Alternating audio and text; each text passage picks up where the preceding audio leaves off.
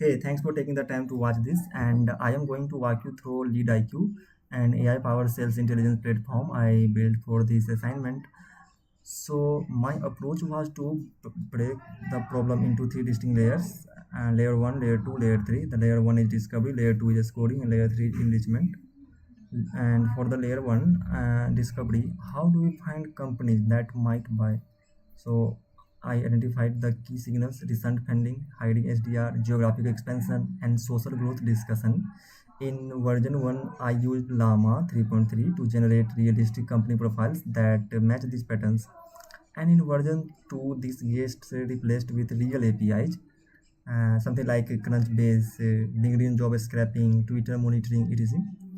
And the layer 2 is scoring.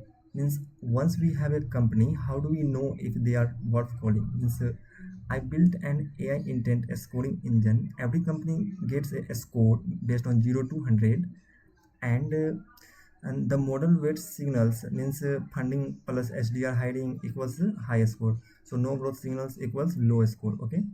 And layer 3 is enrichment. The rep needs context to make the call, so we auto-fill industry, stage, size, location, context, and key talking points, all from the AI. Okay, and this is the UI part, and this is the dashboard you can see here.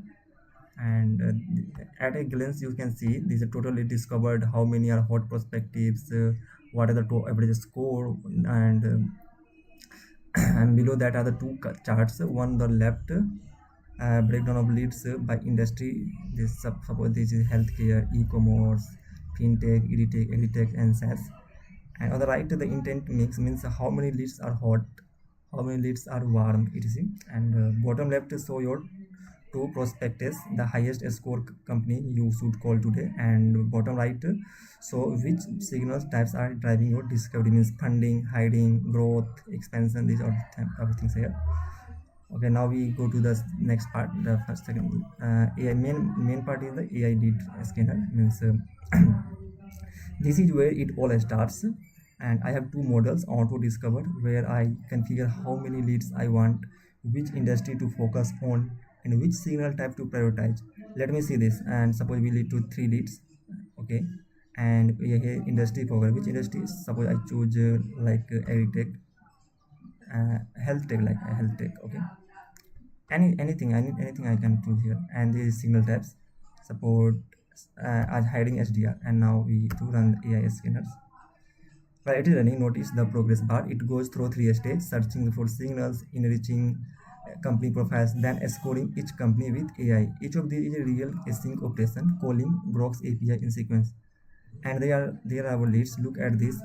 Card each card show the company name, hot warms, cold badge, stage, industry, and all type of things. And all things are appear here in this page. Suppose here is the full lead page. Every company discovered goes here. We can also filter according to hot, warm, cold, according to status, highest scores.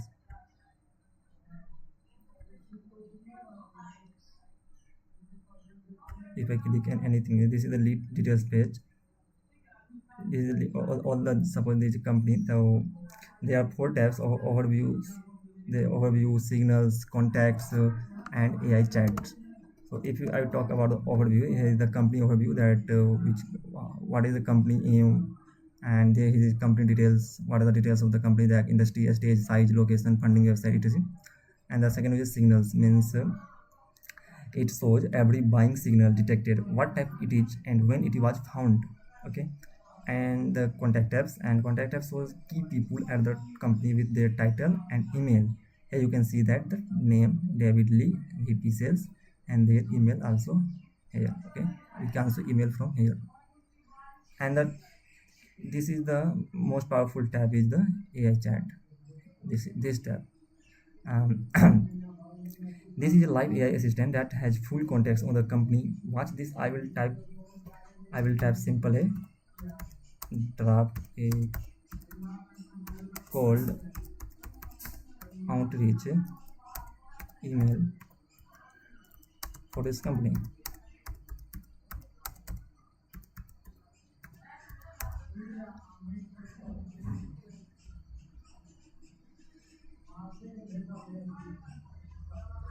Hey, see, you can see that the I can also work out what are the top three talking points or who are the likely competitors, and anything is they can give all the steps there how can we email from that person. Okay, and now we go to the code base part.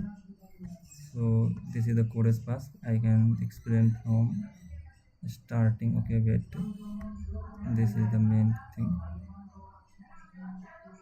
here. Let me quickly cover the architecture so you understand how it is all wide look. And the backend is in the Node.js. You can see here. This is the routings all term. Here, see. And I have three routes file. The first one is lead routes, skin routes, and state routes. Okay, and leads for CRUD scan for the discovery engine, and states for dashboard aggregations, and all the AI logic live in one file. And there is the services and the grok service.js. All the AI logic are here. This is not too hard. This is a very easy to medium level problems that I have solved. And MongoDB stores the leads. The schema supports nested arrays for signals and contacts, which make it a natural fit. Okay, and the front end is React with Vite and Tailwind CSS. Here you can see this the main page average assets where all the routes are defined. Mhm. Communication between front-end and back-end uses Axios with a global interceptor that handles errors and extract the Axios wrapper. So every function and every API calls are written in a single folder, like here api.js. You can see that the lead API, scan API, states API, all those things, all API works are here by the use of Axios library.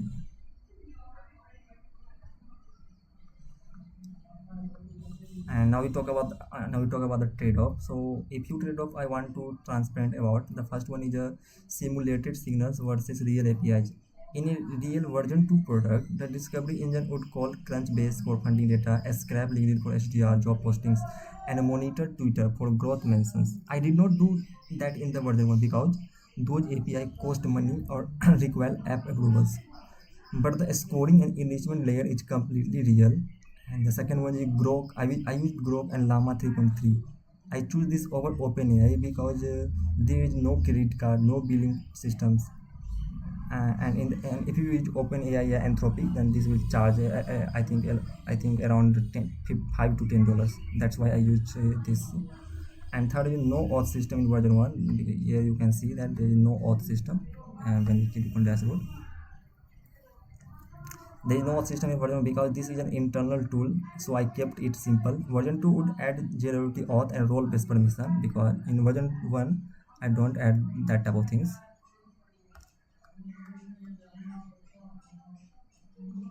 In version 2, if I had more time, then I moved to version 2. Here what I build this, and in version 2 I simply build first of all real signal pipeline, Crunchbase web hooks for funding alerts, LinkedIn job posting monitoring, and Google alerts for keyword based discovery. All of these feed into the same scoring engine without changing anything else.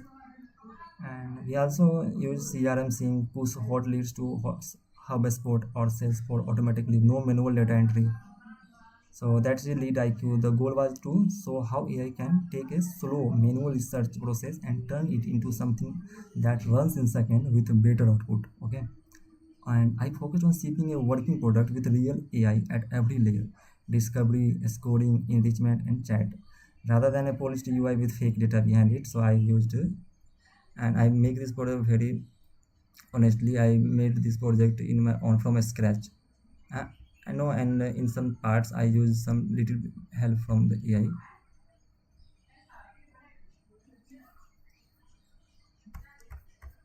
When I stuck in something I'm in some page, then I used AI for this, for the solving.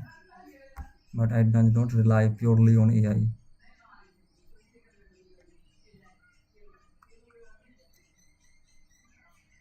Happy to answer any questions about the architecture, the AI approach, or the product discussion. Thanks for watching.